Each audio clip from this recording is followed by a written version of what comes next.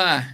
O Conversas Transformadoras é um espaço de diálogo sobre como podemos efetivamente transformar a educação e o aprendizado. A gente sabe que a necessidade de aprender cresce a cada dia, as transformações da sociedade e os desafios dessas transformações batem à nossa porta sem cessar. Assim, enquanto profissionais da educação e também pessoas interessadas nesse cenário, nós não podemos ficar parados. O Conversas Transformadoras é exatamente um chamado à compreensão das ações de transformações reais do aprender, principalmente aquelas que sejam escaláveis e que sejam portadoras de futuro. E aí, vamos realmente transformar a educação? Esse é o convite que a gente faz hoje, porque nós vamos entrevistar a professora Edilene Morikawa. Deixa eu já colocá-la a bordo aqui. Professora Edilene, seja muito bem-vinda. É um prazer tê-la conosco. E eu vou falar um pouco da professora Edilene, mas eu vou deixar depois que ela se apresente. Ela tem mais de 20 anos de experiência no mundo da educação, com experiências internacionais em mercados desde a América Latina até a Ásia, tendo sido 10 anos coordenadora de escolas brasileiras no Japão.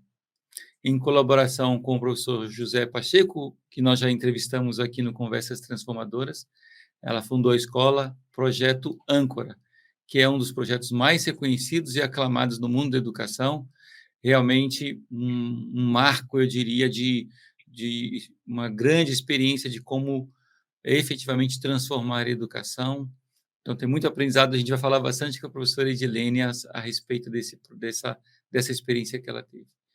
Em 2019, ela fundou a Escola Aberta de São Paulo, que é um projeto sem fins lucrativos e de cariz social que pretende fazer chegar a melhor educação a todas as famílias e jovens. E hoje também trabalha como coordenadora pedagógica da Open Learning School no Brasil, tendo como missão permitir que, através de uma pedagogia com mais de 30 anos, cada criança atinja o seu máximo potencial e seja feliz. Que objetivo interessante, hein, professora Edilene? E que experiência. Mas a nossa primeira pergunta, como tradicionalmente fazemos, é: qual foi aquele estralo que a professora Edilene teve lá atrás, talvez ainda na adolescência, na qual você se percebeu educadora e percebeu que algo que na sua vida você deveria fazer para transformar o aprender das outras pessoas também, e não somente o seu aprender? Quando foi que isso aconteceu? E conta um pouquinho da sua história, do seu histórico, da sua jornada até hoje. Olá, Robson, um prazer estar aqui com vocês. Muito obrigada pelo convite. É uma honra poder estar aqui em Conversas Transformadoras, né? E obrigado por esta pergunta que me faz refletir sobre a minha essência, né? O que me tornou educadora. Eu venho de uma família que se preocupa com a educação há muito tempo. Meu avô, na década de 30, fundou a primeira escolinha comunitária no sítio onde ele morava. E Olha, aos que coisa finais de mais linda. semana e na época, a casa da minha avó era um centro, assim, comunitário. Então as pessoas iam desde para receber alguns conselhos, brigas familiares, iam lá conversar com meu avô, com a minha avó, ou tomar vacina, injeção. Ali se tornou um polo, porque era um lugar distante, longe do centro. Então, na região aqui de Cotia, mais para o lado de Caucaia, Capelinha, né? Então a família se tornou ali uma referência. Eu não morava no sítio, mas eu ia com frequência. E meu Aham. avô construiu a primeira escolinha para a comunidade e ele abrigava os professores que ele ia buscar no interior para Olha, ficar durante a semana na casa da minha avó. Então eu convivi muito com os professores, né? E quando eu podia também, né, nos dias que eu não tinha aula e a escola estava aberta, eu também frequentava a escola e minha avó fazia merenda para as crianças, enfim. Então, esse universo da educação sempre esteve muito presente na minha vida. Mas quando a gente é criança, não se dá conta, né? A gente não olha e fala, nossa, que bacana tudo isso, eu apenas vivia. E uhum. alguns primos, primas, tios, professores, e aquele cheiro da sala de aula, né? Aquele cheirinho de giz de cera, aquelas carteiras antigas de madeira, aquele cheirinho do ambiente De caderno e de livro, né? dos livros, exatamente, do caderno, até do grafite, né? Aham, aham. Do lápis, me trazia uma memória afetiva sempre muito, me traz, muito aconchegante, né. Mas Aham, muito do que minha família, do que meu avô e minha avó representavam, né, porque eles não eram só organizadores e cuidadores daquela escola que ficava no quintal da casa deles, né. Eles realmente se preocupavam com aquela comunidade, queriam bem-estar. Então as grandes festas eram no quintal da minha avó, enfim. E até hoje tem um pouco dessa referência, claro, eles já faleceram, mas aham. ainda se tornou referência. E são pessoas que são lembradas até hoje com muito carinho, inclusive a escola municipal, hoje, da região, né, tem o nome Uhum. do meu avô, José Manuel de Oliveira, e a Olha, biblioteca municipal, o nome da minha avó, Escolástica Pires de Oliveira. Eles e o nunca nome tinham dela é lembrado. Escolástica? Que maravilha. Maravilha. Então, foi daí que nasceu esta chama e, obviamente, também, eh, a vida vai levando, né, esse universo da educação começa a dominar. Eu fiz magistério na década de 80, depois Aham. pedagogia, psicopedagogia, fui trilhando o meu caminho no mundo da educação. Fiz o concurso público, fui concursada, trabalhei por 13 anos com educação infantil, depois fundamental 1, 2, né, depois eu fui convidada para organizar escolas no Japão, né, então desde Aham. cuidar de documentação para serem validadas aqui no Brasil, para quando uma criança pudesse voltar sem problemas de adaptação aqui E no isso tem a ver Brasil. com o seu sobrenome, né, com Morikawa. Tem, meu marido, ele é japonês, então acabou ficando Edilene Morikawa. Na época não Hã. podia colocar outro nome, né, tinha que colocar o nome do marido. Hoje em dia Aham. já evoluiu, né, não é obrigatório, mas enfim. Sim, sim. E no Japão sempre chamam a gente pelo sobrenome, então ficou muito forte, Você acabou. era Morikawa-san. Morikawa-san. Ah, eu trabalhei na Sony muitos anos, fui para o Japão algumas vezes, e era interessante como me chamavam de Lisboa-san. Olha, Então você organizou essas escolas no Japão, isso. e depois dessas conta um pouquinho para a gente como é que foi essa organização de escolas no Japão, porque a cultura, ela é substancialmente diferente, né. E você sabe que são muitos os decassegues, né, que desde a Uhum, década de 90, uhum, migraram para o Japão em busca de, enfim, melhor renda, um sonho de uma vida, né, de poder depois voltar a abrir um comércio, mas a realidade foi se dando de outra maneira.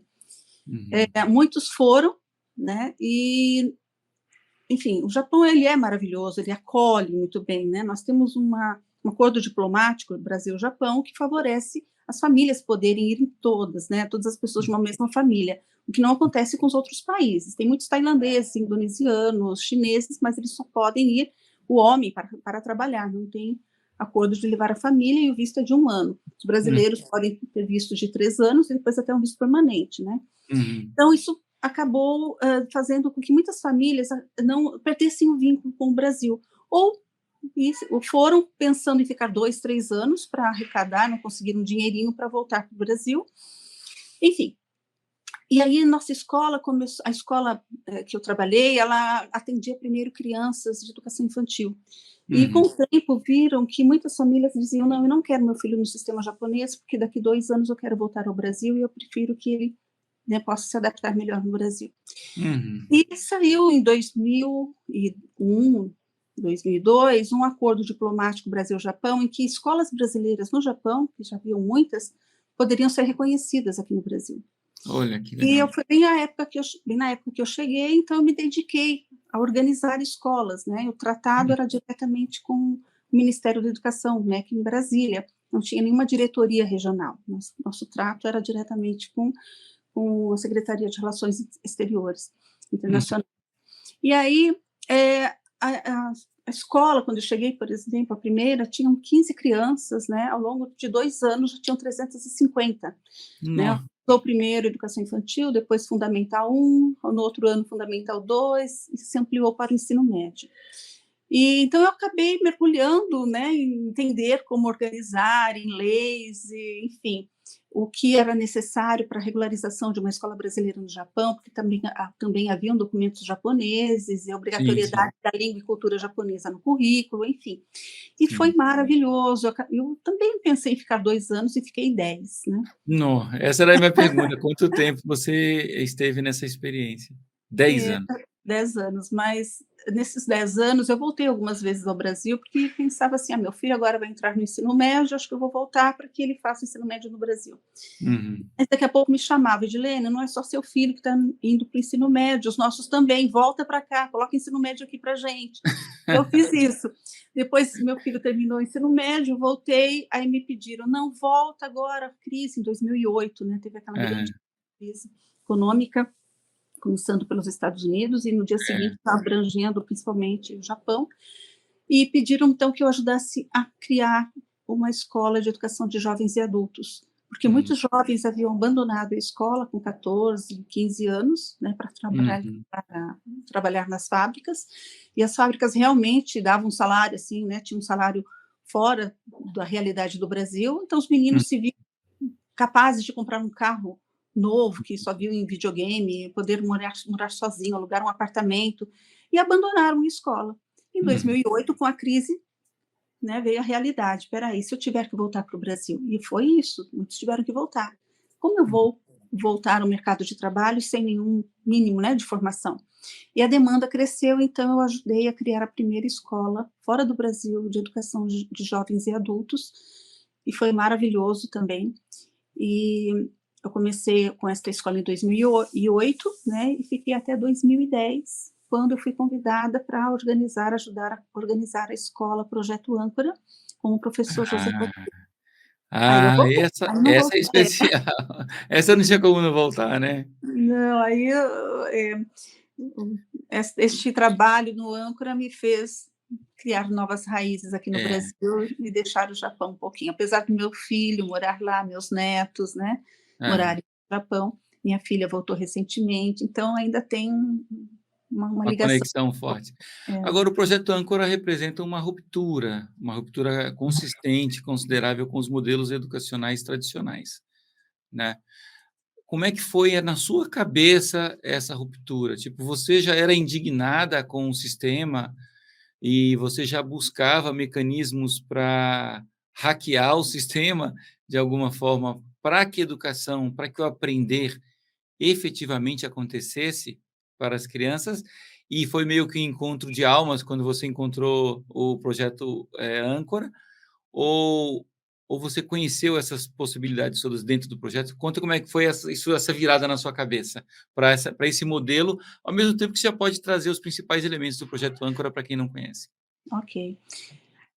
As 2 coisas, Robson, tanto a indignação quanto o encontro de almas, né, então foi essas 2 coisas que impulsionaram, alavancaram, um momento muito especial da minha carreira para colocar em prática aquilo que eu já tinha visto nos livros, né, conheci o professor José Pacheco, quanto tantos outros, né, educadores, Paulo Freire, Lauro de Oliveira Lima, Darcy Ribeiro, enfim, através da literatura e Uhum, depoimentos.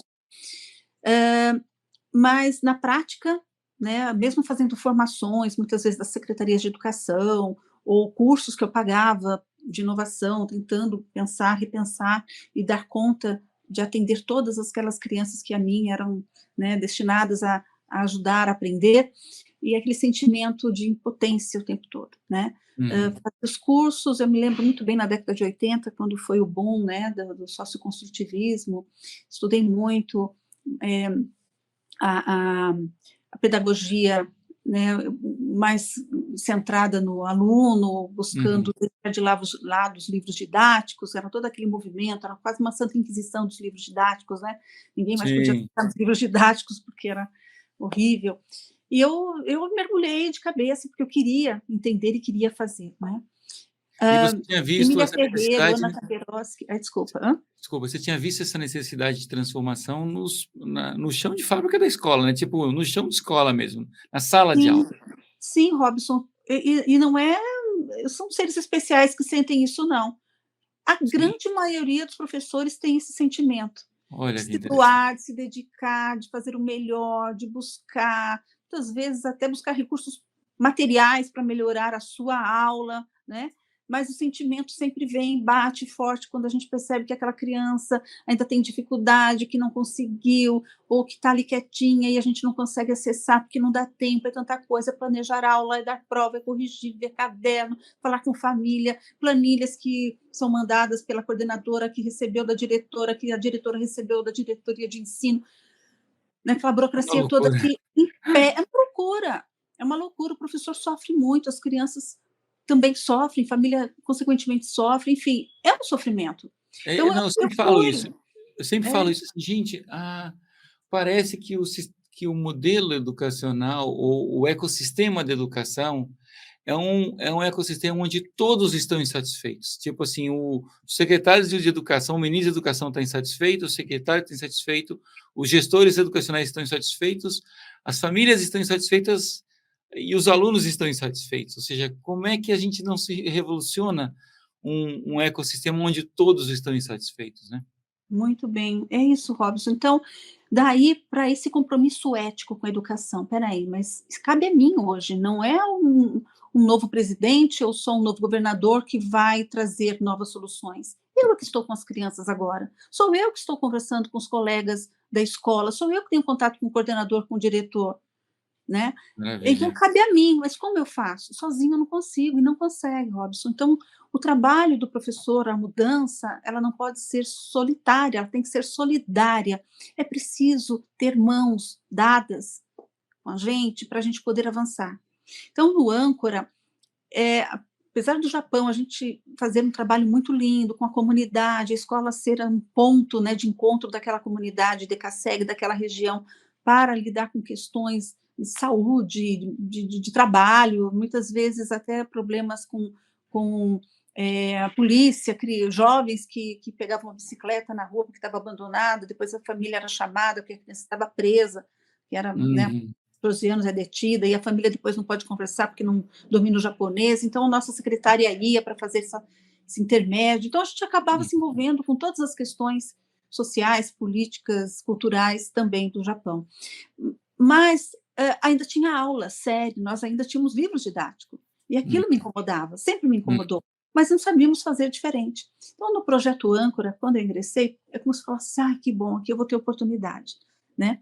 E Uhum. optamos no projeto Âncora, que antes era só um projeto de contraturno, né, de 15 anos, um projeto social que atendia crianças no contraturno das escolas, se transformaria num projeto de educação integral em tempo integral.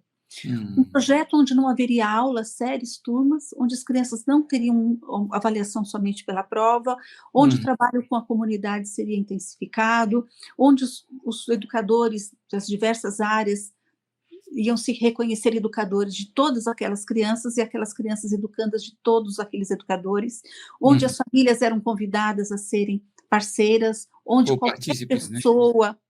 qualquer pessoa da cozinha, da jardinagem, era chamado para ser educador, aprender a ser educador dentro do seu âmbito, obviamente, da sua condição, mas ele se Sim, claro. entender como educador. Então, foi uma mudança assim muito drástica, foi uma virada de chave bacana, porém muito difícil, Claro. trouxe muito sofrimento. Imagine você, 220 crianças que antes iam para um lugar muito bonito para brincar no circo, para jogar bola, para fazer atividades artísticas, né? E tinham aversão à escola. Qualquer situação que a gente envolvesse uma leitura e escrita, né? Porque Uhum. entre 2010 e 2011, onde a escola estava se organizando, ainda era só projeto social, a gente Hum. apresentava um lápis para uma criança, ela falava, não, isso aqui não é escola, eu não quero estudar. Uma Hum. aversão. A rua, em frente ao âncora, que dava acesso à escola pública, Uhum. chegava nessa época, antes das férias, no último dia de aula, era caderno jogado na rua, livros, como quem diz, né, não aguento Olha, mais. Aquilo para mim doía, falei, olha o um que a sinal de escola está revolta, né, fazendo. uma manifestação de revolta. É, era assim, a rua era forrada de papéis rasgados, como se me libertei, estou livre desse cárcere, né? Meu E Deus. nós, então, acolheríamos aquelas crianças no projeto Âncora, que, que até então era um projeto, um lugar do brincar, de se divertir, né, de colocar a criatividade, e transformariam num lugar que teria a escola, mas sem aula, sem série, sem turma, olha que doideira. E fizemos Uhum. isso. E optamos por fazer esta mudança desde o primeiro dia. Então, quando as Uhum. crianças chegaram, né, quando as crianças chegam no primeiro dia do ano, elas logo perguntam, né: "Cadê meu professor? Cadê minha É, sala?", né, vão procurar isso, ou o uma fila para ela entrar na fila para alguém o conduzi-la para os o lugares. plano de aula, né, cadê o plano de aula? O que que eu vou estudar? Cadê o livro? Isso, cadê meu livro didático? Cadê minha carteira? Onde eu sento?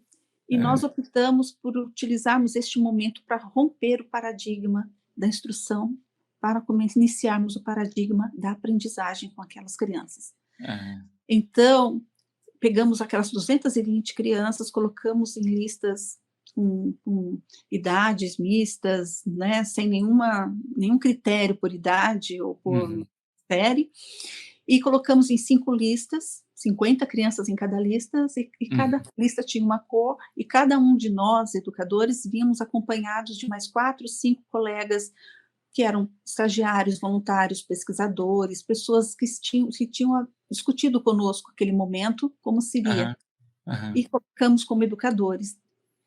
E aí também uma cor. Então as crianças chegavam gritando, jogando mochila: "Cadê minha sala? Cadê minha turma? Quero jogar bola", né.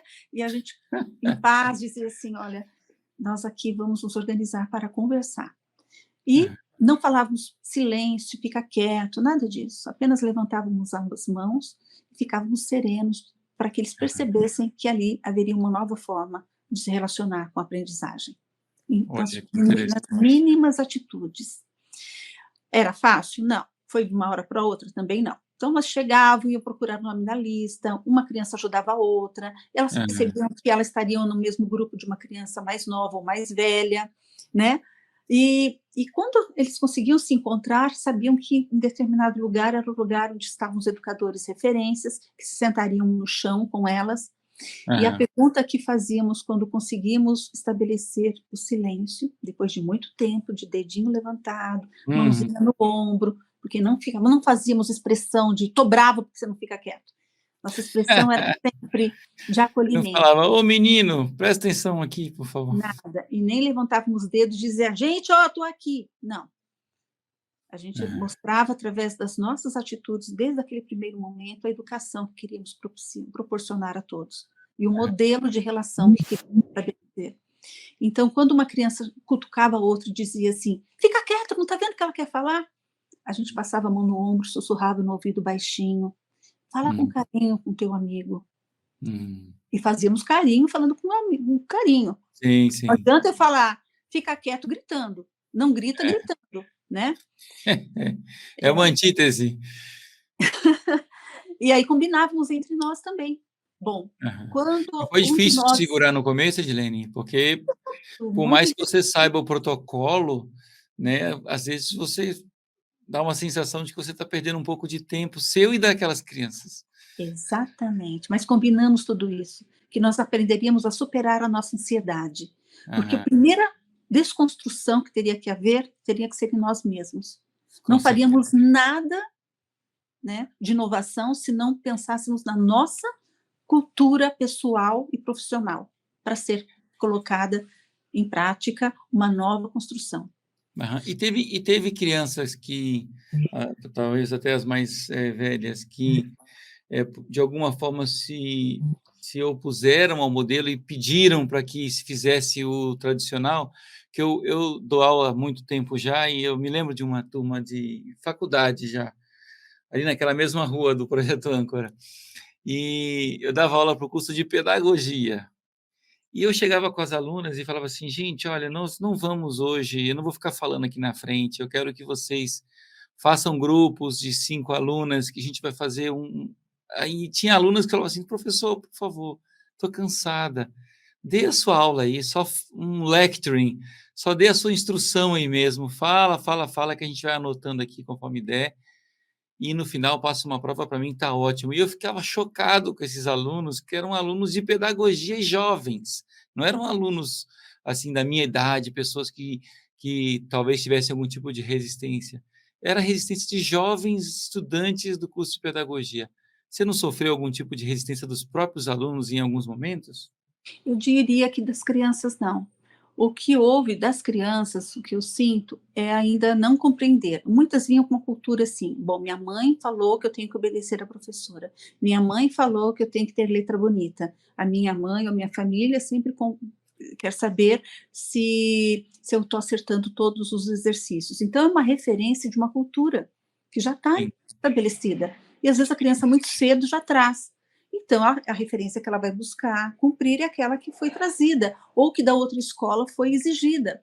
sim. Ah, eu era tão boa na outra escola, o meu caderno era cheio de estrelinha, de beijinhos, eu era a melhor da turma, meu nome estava no primeiro da lista. Quer dizer, já veio dessa cultura. E, obviamente, quando chega num espaço onde não há isso, há um sentimento, não tem isso, vai ter o quê agora? Mas passa rápido quando percebe-se que cada um vai ser cuidado na sua individualidade, que ninguém vai ser comparado com ninguém, que não é a nota que vai determinar quem ele é, o que ele pode, o que é capaz, mas sim o que ele pode trazer de evidências da sua aprendizagem, que não é um caderno cheio, cheio de flores, que vai mostrar se ele aprendeu ou não, mas o quanto ele consegue ensinar o outro aquilo que ele aprendeu, o quanto ele consegue compartilhar para a escola aquilo que ele aprendeu, e mais, podendo colocar isso, esses aprendizados, para uma mobilização coletiva, para uma transformação na escola, colocando assuntos para a assembleia, serem discutidos, respeitados. Quando ele começa a perceber que existe esse outro lugar, ele esquece Uhum. do anterior, perde o sentido aquela estrelinha, aquela ótimo, parabéns, você é o melhor da classe. Perde o sentido a sala enfileirada e um professor bonzinho lá na frente, né, professando. Sim, sim. E a adaptação deles nessa mudança, nesse salto, você entendeu que foi rápido, que foi como Com é a que criança é muito rápido, a muito criança é rápido. muito rápido. Difíceis somos nós, É, é. formatar para nós é muito difícil, né, adultos, famílias, para esse universo que já está mais castigado, né, que já foi, escravizado, pensar na liberdade é muito difícil, é muito preocupante, é muito desafiador, Não, é como se fosse um eu costumo abismo. dizer não, total, eu costumo dizer que nós somos uma geração que foi muito negligenciada do ponto de vista da educação e do aprender. Educação, quando se fala educação, sempre você leia aprender, não é ensinar. Nós somos muito negligenciados. E quando nós vamos nas escolas, quando eu visitava escolas das minhas filhas e quando, nós entramos nas instituições de ensino superior, a gente vê o quanto de negligência que ainda continua. A gente quando você vê aquela escola, hierárquica, aquele monte de cadeira e um professor no palco em cima e aquela lousa gigante, e aquele monte de aquele volume de conteúdo sendo derramado na cabeça das pessoas. Eu costumo dizer que é como se você pegasse um monte de arroz, assim, e jogasse na direção das pessoas e falasse: "Agarra aí o que você consegue agarrar". E essas pessoas tentam desesperadamente, quem quer principalmente, agarrar um pouco desses grãos de arroz, mas pouco fica nelas, pouco fica com elas, e elas têm que depois dar conta de aprenderem de outras formas quando a vida pede, seja no vestibular, seja na vida profissional mesmo, seja na vida pessoal. Então, é assustador essa negligência. E como que a gente tem que se revoltar e agir. O projeto Âncora foi uma ação contundente, direta, clara. Do projeto Âncora, você pulou para a escola aberta, não foi Sim, isso? sim, sim. Não sei se você acabou com o projeto Âncora, tem mais alguns detalhes que são importantes a gente passar para os educadores, para a Ah, nossa audiência.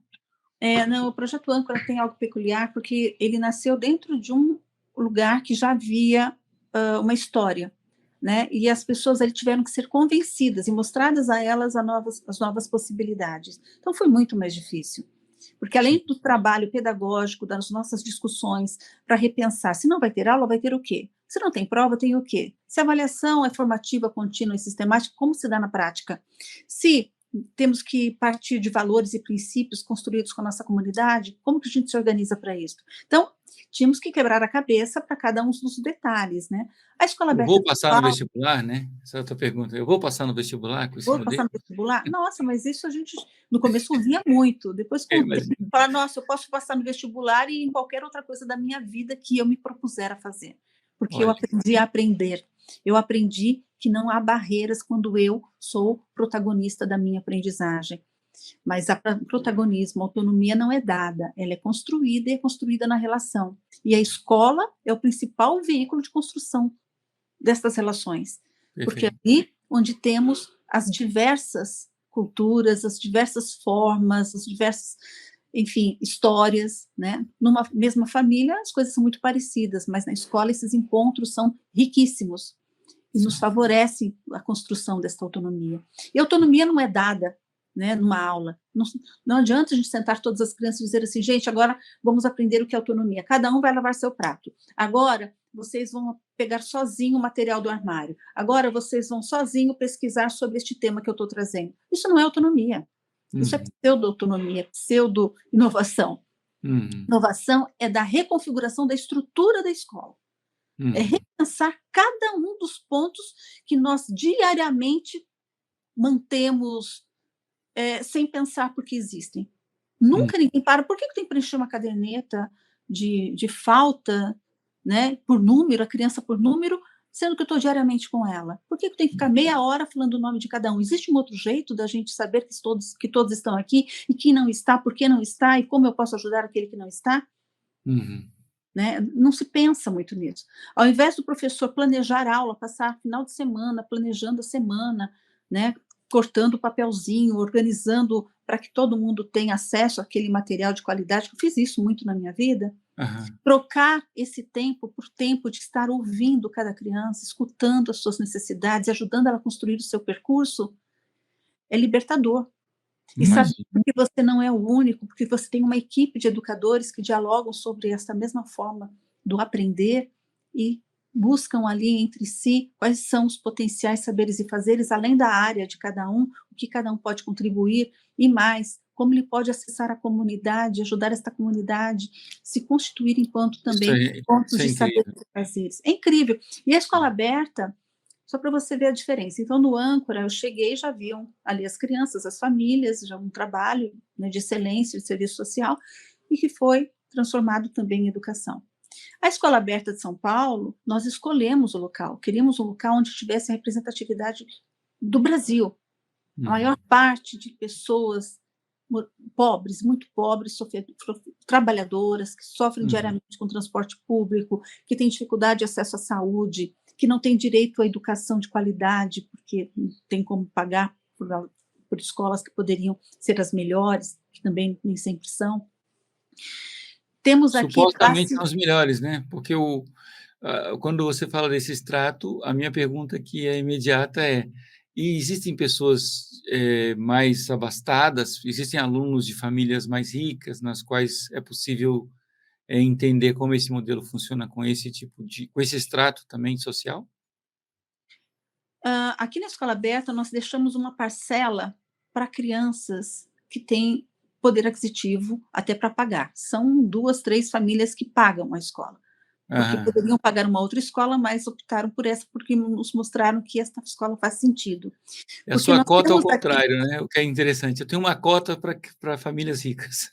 Não, não, pelo contrário, nós colocamos em prática o que Lauro de Oliveira Lima já dizia no livro dele de 1964, acho que é Aprender em Comunidade, ou Comunidade em Ação, não me lembro o título do livro, mas ele diz assim: a escola ela deve ter, né, atender a mesma população do seu entorno. Se tem Hum. classes A, B, C e D, a escola deve ter e na mesma proporção, porque só Ah, aí a gente consegue construir pontes para evitar este abismo social tão grande. Então, e para escola de rico, representar escola a de pé, comunidade também, né. representa a comunidade. Então, esse diálogo das diversas, né, formas de estar no mundo, ela favorece muito, porque nós não estamos educando só para o hoje, né? Eu Uhum. como o hoje transformo o amanhã. Se hoje Claro. temos essa discrepância social absurda, né, onde a criança pobre não tem o mesmo acesso da criança rica, porque não tem o dinheiro para pagar, então É. nós queremos construir esta ponte. É pequena, mas é o que nós podemos fazer. E Aham. colocar, né, o nosso compromisso ético com a educação, de fazer aquilo que a educação precisa fazer, né? Entendi. Aí vocês Isso. montaram, então, escolheram um local para a escola Escolhemos aberta. local. Primeiro íamos fazer dentro da Chácara do Jockey, que é uma Uhum. chácara pública aqui, né, no bairro Ferreira. Aham. Porém, por conta desta questão da privatização, se privatiza ou não, ficamos tanto preocupados, encontramos um prédio ao lado que fica assim colada na chácara, Uhum. reformamos para iniciar e autorizar esta escola. Uhum. E então a chácara do Jockey para nós é o quintal. Nós temos hoje uma biblioteca comunitária construída através de um projeto do grupo de responsabilidade da biblioteca aqui da escola. Tem uma Ah, biblioteca linda que atende a comunidade. Temos um parquinho infantil que as famílias construíram com doações de outro parque, mas a prefeitura não dava conta de construir, as famílias arregaçaram a manga e construíram. Nós temos um projeto de grafite em todo o muro da Chácara do Jockey, onde a escola organizou com os grafiteiros locais e com as crianças o trabalho do grafite. ou Temos seja, a o escola ela é realmente aberta para a comunidade, né. total Nos aberta. nos projetos que eu desenvolvo essa design da experiência de uma escola, eu sempre levo esse conceito do engajamento com a comunidade e do engajamento, da escola ser uma escola da família e não só daqueles estudantes da família. Então, por exemplo, os horários ociosos dos espaços da escola, eu costumo associar ao avião, que está parado no aeroporto, lá aqueles aviões que vão ficando até velhos, você fala assim: "Ó, a escola você tem um espaço que você não usa para a comunidade, é um espaço ocioso e a comunidade precisa desses espaços. Então, abra a escola para essas famílias, para essas pessoas usarem esse espaço para aprender, primordialmente para aprender, mas também para aprender com seus projetos. Essa lógica do project-based learning, ou do aprendizado baseado em projetos, ele também abraça a vida dos adultos, dos pais dessas crianças, dos tios, das pessoas da comunidade. E seria ótimo que a escola fosse aberta, como é o caso de vocês. É por aí, né? Sim. Aos sábados aqui nós temos um grupo de jovens que vem cozinhar para moradores de rua. E as crianças também vêm colaborar e ajudam a entregar. Nós temos aqui uma escola de futebol dentro da Chácara do Jockey, que é um projeto social. Eles fazem as atividades no campo, mas usam o nosso auditório para reunião com as famílias. Isso sempre Perfeito. foi. Então, mas tem uma coisa, viu, Robson? Por que muitas vezes as escolas têm dificuldade? Né? Fala assim, mas eu vou abrir, vão lá, vão quebrar, tem que ter sempre alguém da escola junto, senão vão estragar, senão não vão cuidar. Porque tem algo aí que fundamenta essas relações, que é a matriz de valores. Então, vou contar um pouquinho do início da escola aberta. Primeiro, só coloquei uma faixa aqui no portão dizendo que aqui haveria uma escola para e com a família. Uma Uhum. escola de ensino fundamental, 1 e 2, e que as famílias estavam convidadas a conhecer. Eles entravam meio assustados, mas o que é isso?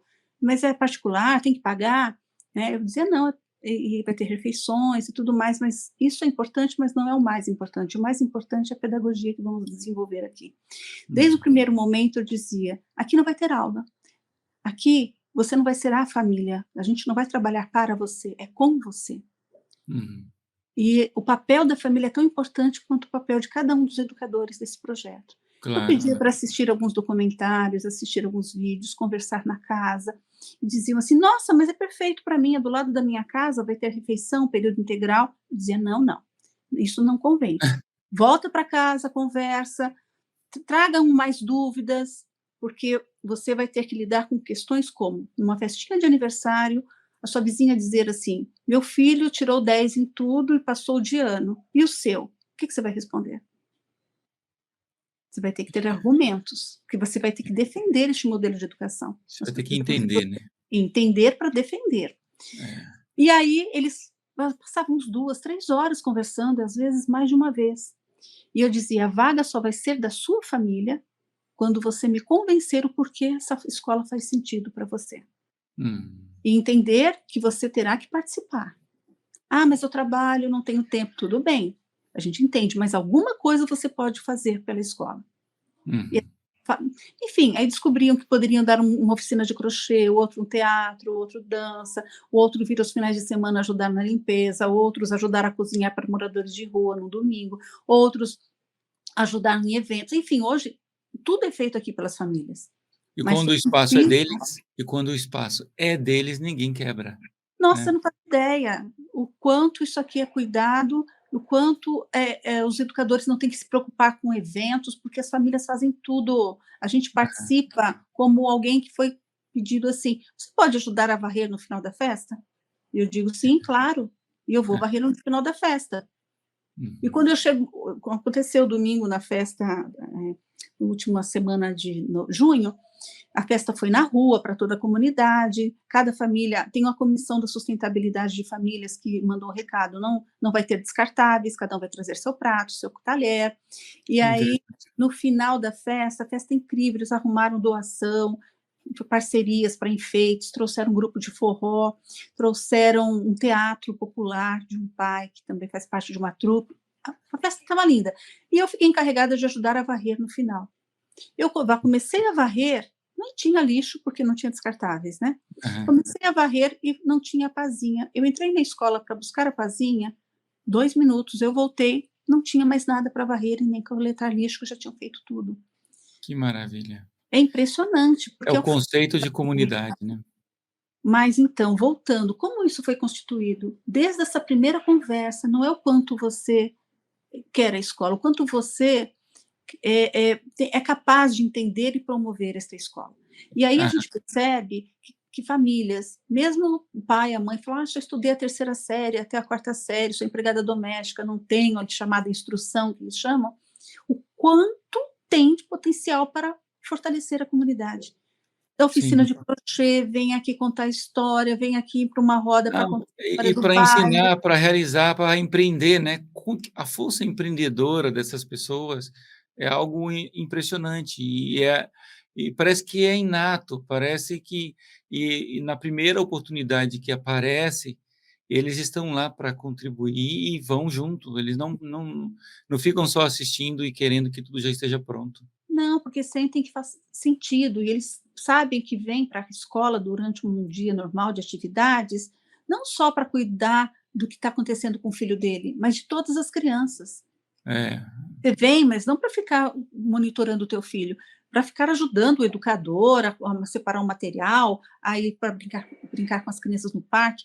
Mas tem um detalhe fundamental, Robson, para que a gente possa dar a chave na mão das famílias e dizer: podem usar da forma que vocês precisarem.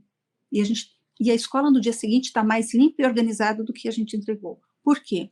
Porque construímos juntos os valores que regem o nosso trabalho. hum, Passamos 3 meses discutindo o que é escola com para eles nós, mesmos. com eles. As famílias foram questionadas: o que é escola para você? Como foi a sua escola? O que de Uhum, importante, de positivo você traz da escola? O que não foi legal? E qual é a uhum, escola dos sonhos para o teu filho? E quando a uhum. gente pergunta qual é a escola dos sonhos para o teu filho, é impressionante, não importa a classe social, não importa o quanto a família estudou, né, que tem, tá dita deles, né, instrução, todos desejam a mesma coisa, que os filhos sejam sábios e felizes. Olha, E por que que não interessante. criar esta escola? Então a gente fala: então vamos fazer essa escola para os teus filhos e para todos os outros filhos que virão.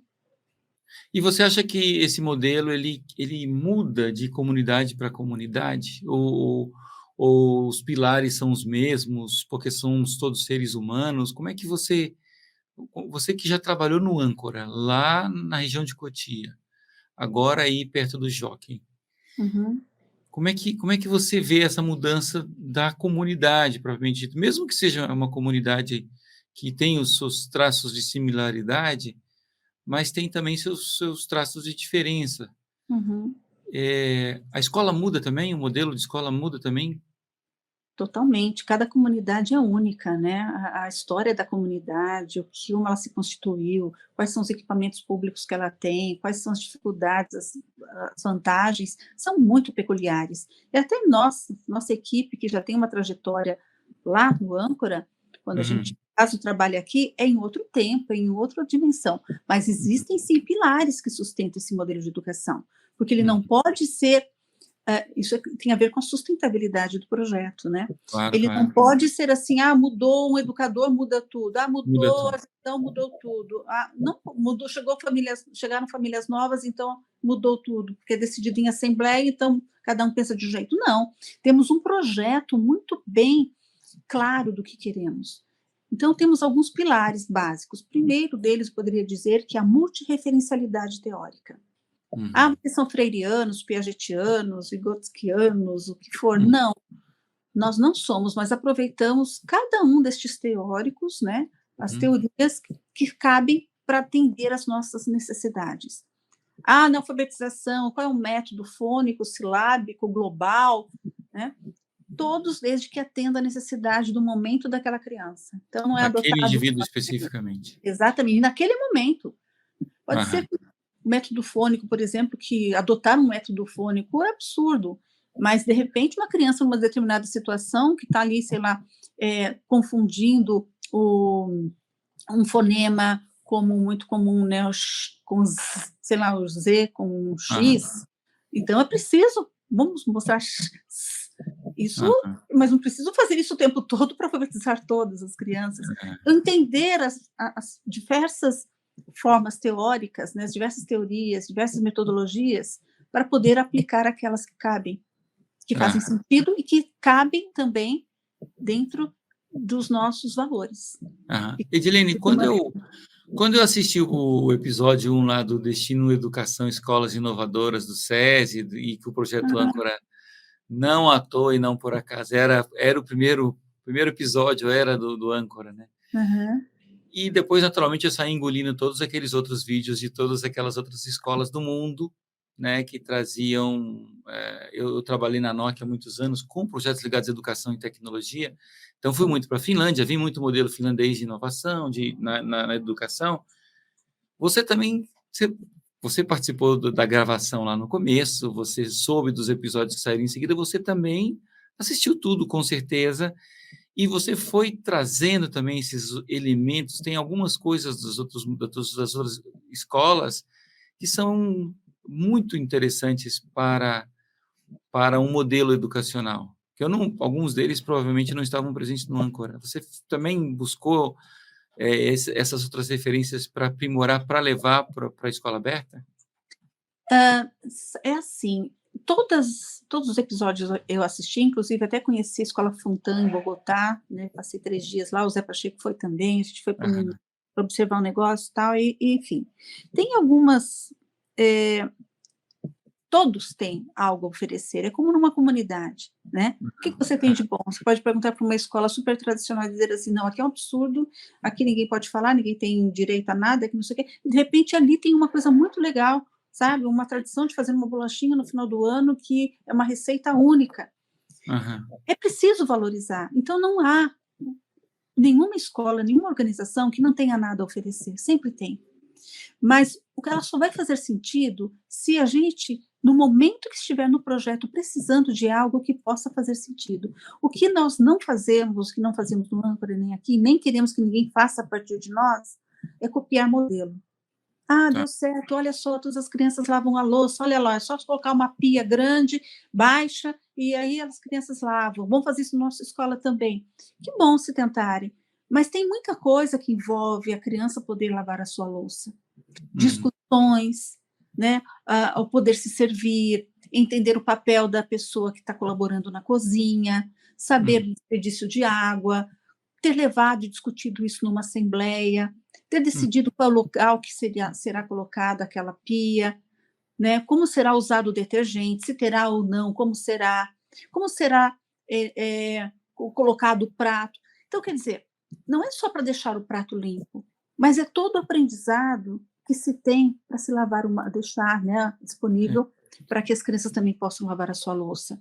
Em Então, outras palavras, toda a inovação que vocês enxergaram no próprio modelo do Âncora, no modelo da escola aberta e nos modelos das outras escolas que você continuou a investigar, eles também não podem virar enlatados, né? Nada pode não, virar enlatado. não, se não vira, é, sei lá, uma perde, engessa, né? Porque daí É, você fala assim, não, aqui deu certo, está tudo bem, vamos fechar aqui, agora a gente replica esse modelo do jeitinho que está aqui, quem quiser comprar ou quiser adotar, é só fazer igual a gente fez. aham, Não é possível, porque isso aí a escola não está viva, ela está morta, vai trocar o livro didático por um método morto, aham, aham. que vai causar o mesmo sofrimento. Agora, Uma isso vai parede contra. inovação. Vai contra os Isso vai princípios, contra né. todos esses modelos, esses sistemas de ensino que existem por aí, que eles vêm com uma lógica muito one size fits all, totalmente curricular, muito baseado ainda na educação hierárquica. Tentam trazer Infelizmente. alguns elementos, né, tentam até para que porque senão ficaria até absurdo para o mundo de hoje. E como é que você vê o futuro, Edilene? Agora você está na escola aberta, você está trabalhando com projetos da Open Learning Schools. Como é que você enxerga o futuro, os desafios que se agigantam na nossa frente aí em relação à necessidade das pessoas aprenderem, as mudanças, né, no mercado de trabalho? Você viu, provavelmente você leu o relatório do Fórum Econômico Mundial sobre o futuro do trabalho, do emprego, The Future of Jobs, e aquilo a gente já vinha recebendo sinais daqueles dados que eles mostraram, em vários outros estudos, em observação da sociedade, e o relatório veio a calhar, porque ele, de certa forma, ele organizou eu diria, um grito de emergência, mas parece que depois que todo mundo leu, todo mundo comentou, todo mundo falou, parece que as coisas vão caindo na normal de novo e ninguém mais comenta muito. Como é que você, Edilene Morikawa, que trabalhou no projeto Âncora e que está no Escola Aberta, no Open Learning Schools, como é que você vê esse futuro? Como é que as coisas devem evoluir? Eu só o que eu vejo, né, eu vejo que nós estamos muito atrasados. Mesmo o Âncora, mesmo a escola aberta, nós somos uma inovação para um passado que ficou remoto, e é como o mito da caverna de Platão, né. Todo mundo ali na caverna achando que aquela é a realidade, e coitado daquele que tenta mostrar que existe um outro mundo verdadeiro fora. Se eu pudesse aí te dar um abraço agora, eu ia, porque a sua resposta não podia ser melhor. Mas continua, por favor. Então, se sobreviver na caverna já é um grande desafio, né, porque ainda somos Aham. poucos que tentam fazer isso que você faz também, né: "Gente, olha, existe um outro lugar, vamos lá". Mas é algo que parte muito de cada um, né, e a cultura não, Darcy Ribeiro já dizia, né, que o fracasso da educação não é um fracasso, é um projeto, né, que deu certo, É, deu super certo.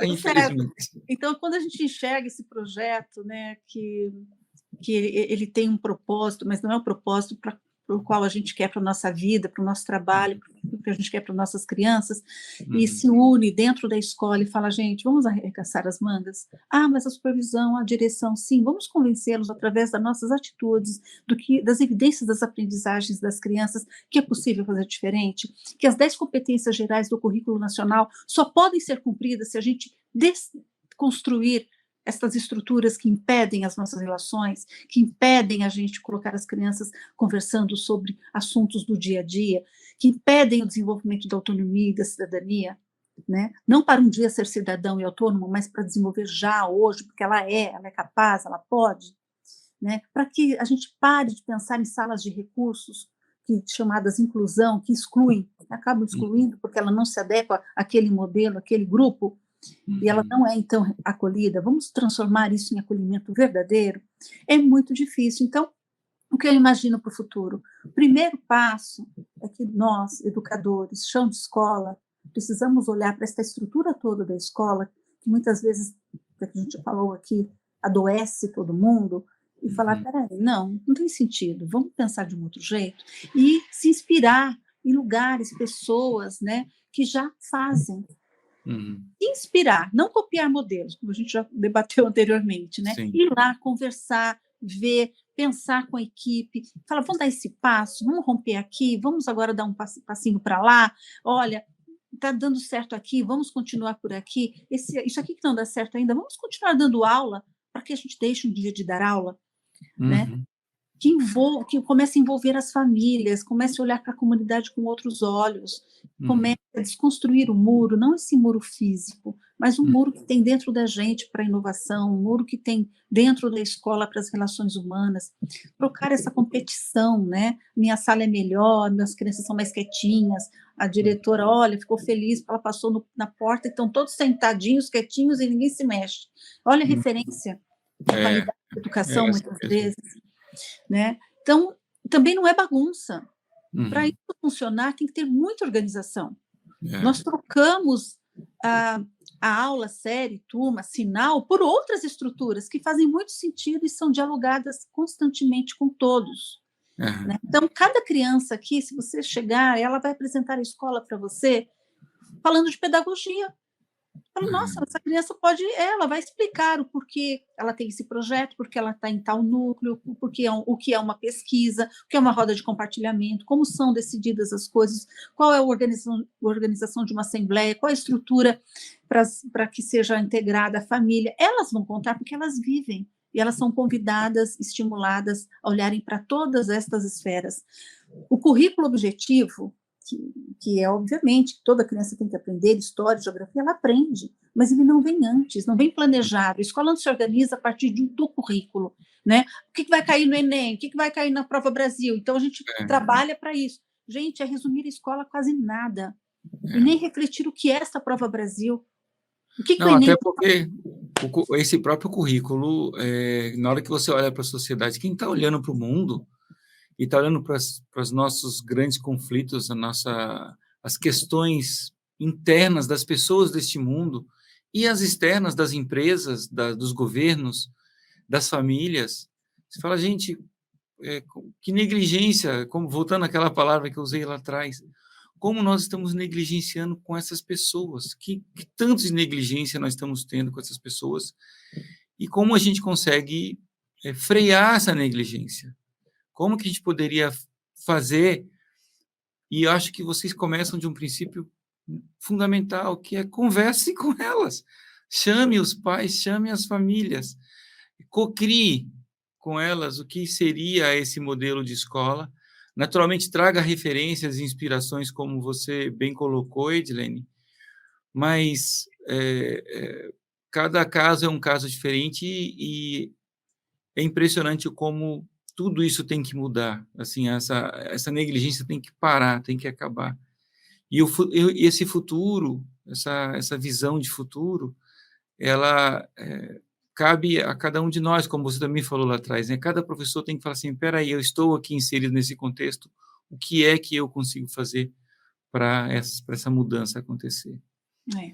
Edilene, faça para a gente aí qual seria o conselho que você daria para um educador que vai estar te ouvindo a partir do lançamento desse Conversas Transformadoras?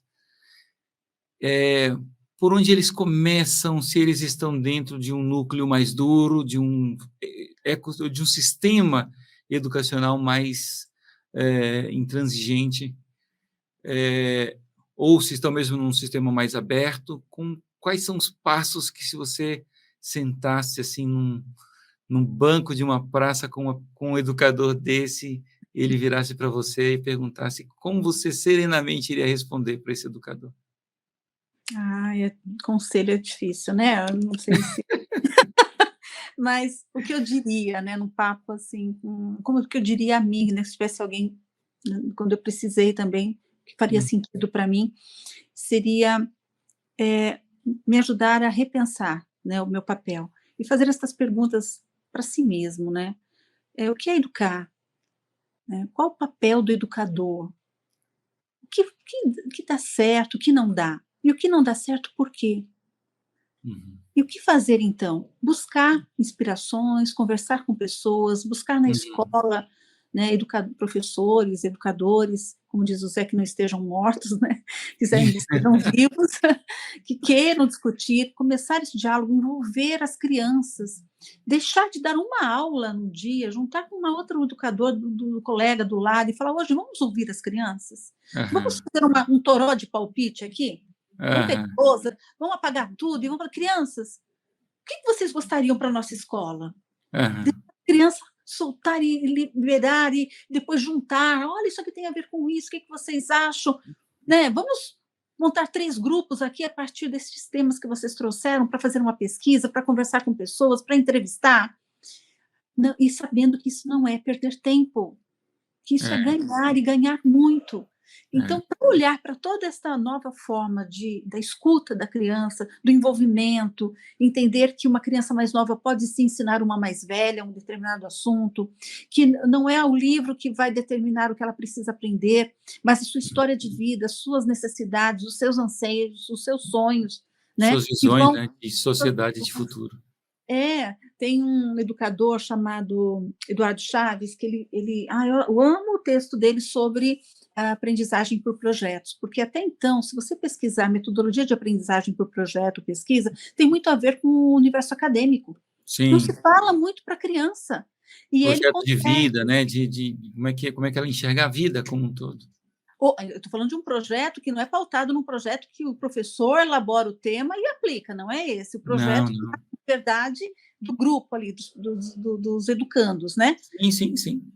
Esses projetos quase não existem, mas Eduardo Chaves ele escreve um que é maravilhoso, né? E ele tem uma coisa que ele diz assim, uma pergunta: quando uma pesquisa, um projeto se mantém vivo? Ele fala que enquanto se mantém a persistência, o propósito e a paixão. E quem consegue observar essa persistência, propósito e paixão? Só tem uma pessoa, o educador. Uhum. E o papel do educador, ele é tão importante, mesmo que venham as maiores tecnologias do mundo, maiores aplicativos que deem conta, nada substitui esse ser humano capaz de enxergar o outro e saber que ele pode, o que precisa aprender, como ele pode fazer e ajudá-lo a pensar. Então, eu diria para esse educador que buscar esse educador vivo, sonhador, que ainda existe nele, e parceiros para pensar uma nova educação possível, que faça sentido e que as crianças venham felizes todos os dias para a escola, que chegam no final do dia torcendo para começar outro dia, porque querem Hum. continuar e faz muito sentido a escola para eles, né? Esse é um bom termômetro. E tem um trechinho de um livro do Rubem Alves, que é a Conversa com Quem Gosta de Ensinar, que eu gosto muito. Quando eu li, fez muita diferença para mim, isso faz muitos anos atrás, que é um capítulo que falando de eucaliptos e jequitibás. Ele faz uma comparação, né? Professores que são formados em milhares, para atender uma demanda da sociedade, né? Para botar na sala de aula, para cumprir currículo, é como os eucaliptos, que são cultivados para atender uma demanda, porque crescem rápido, são cortados rápidos e colocados no mercado para manter aquecido rapidamente. Agora, cada um de nós podemos também escolher ser um jequitibá. O jequitibá, ele se forma de maneira lenta, ele não atende uma demanda comercial, porque ele é muito difícil, né? Demora muito tempo para se formar, mas ele é único, né? Ele serve de ninho para pássaros, ele faz sombras, ele é uma árvore que não há uma igual à outra. Então, eu acho que é um pouco disso, a gente escolher ser um jequitibá ao invés de ser apenas mais um eucalipto. Entendi. Eu gosto muito das ilustrações que promovem não só o diálogo, como você ilustrou várias vezes na nossa conversa, mas também que mostram as transformações constantes no processo. E em nós mesmos, né? Porque eu gosto muito dos 7 saberes essenciais da educação do futuro, do Edgar Morin, principalmente do primeiro saber, que é: todo conhecimento é passível de erro ou ilusão, o que leva todos nós para um lugar de humildade, para questionar aquilo que nós mesmos sabemos. Espera aí, será que eu estou errado ou iludido? E dentro dessa perspectiva, a gente se transforma o tempo todo, a gente não para no processo de transformação. É porque a sociedade está mudando e muda muito e muito rápido. E é algo inexorável, não depende da gente, não depende da minha vontade nem da sua, né? Quando nós vemos as pessoas mudando os seus comportamentos em massa nessa sociedade, são movimentos antropológicos que já acontecem há séculos nos seres humanos e por isso nós ainda estamos por aqui. Então, assim, conseguir ser esse camaleão também, mas que tem uma base firme, que sabe do que está fazendo e que é um agente transformador, né? Que eu acho que isso também é fundamental por conta da mudança constante dessa sociedade que a gente vive. O mundo muda muito, as tecnologias mudam, e quando eu falo tecnologia, é tudo. Papel é tecnologia, lápis é tecnologia. A gente só não considera ela tecnologia porque quando a gente chegou já estava aqui. mas é muita tecnologia, porque antes do lápis e do papel, como é que a gente saía registrando as coisas, né? É, Então, é muito tecnologia e essas tecnologias vão mudando e a gente tem que conseguir olhar para a sociedade e para o futuro dela com muito, respirando fundo para cada mergulho que a gente vai dar, mas também indo com bastante, com bravura, com bastante, confiança de que dá sim para transformar. E eu acho que você, Edilene, e o projeto Âncora e o projeto, Escola Aberta são exemplos de que é sim possível que essa mudança faça. Eu agradeço imensamente a sua entrevista, esse bate-papo que foi realmente uma conversa que dá para os educadores levarem e transformarem a sua praxis, transformarem a sua própria vida como um todo, a partir do que elas ouviram de você hoje aqui. Suas considerações finais e a gente vai terminando, então, o nosso Conversas Transformadoras de hoje. obrigada, Robson. Eu quero terminar agradecendo, convidando a cada uma das pessoas, cada um dos educadores que estão aqui nos ouvindo, que é possível a mudança e que a mudança passa por nós, né? Que não, ninguém pode estar sozinho nesta mudança. E a Uhum. escola aberta está aberta para quem quer também visitar, ou conversar com as crianças, com as famílias, para entender e se inspirar. Estamos sempre muito felizes, somos muito felizes por sermos abertos a todas estas pessoas. E dizer também que não há seres extraterrestres ou especiais que façam a mudança, somos nós, com os nossos erros, fraquezas, medos, angústias, né? Mas com perseverança, união, enfim, somos nós, seres humanos, chão de escola, que somos os grandes poderosos da sociedade. Acho que somos os super-heróis dessa sociedade, né? Que podemos sim fazer muita coisa. A transformação é através da educação, eu não tenho dúvidas, e não Ah, adianta esperar políticas públicas que visem grandes transformações. A gente consegue entender algumas insinuações apenas para acalmar ânimos, né? Mas aham, mergulhar de fato somos nós. perfeito. Muito bom. Pois é, pessoal, esse foi o nosso Conversas Transformadoras de hoje. Você pode ter acesso ao nosso acervo de conversas e outros conteúdos no site do Instituto Significare. Para isso, acesse o www.significare.org.br. Se você estiver assistindo nosso Conversas Transformadoras através do YouTube, não se esqueça de assinar o nosso canal e de dar o seu like. Isso ajuda a promover esse Conversas Transformadoras para outros educadores, para que o impacto seja ainda maior nos processos de aprendizagem e de transformação da educação. O Conversas Transformadoras também está disponível nos principais serviços de streaming de podcast. Um abraço e até o próximo. Um abraço, professora Edilene. Muito obrigado por tê-la conosco nesse Conversas Transformadoras de hoje. Muito obrigada, Robson.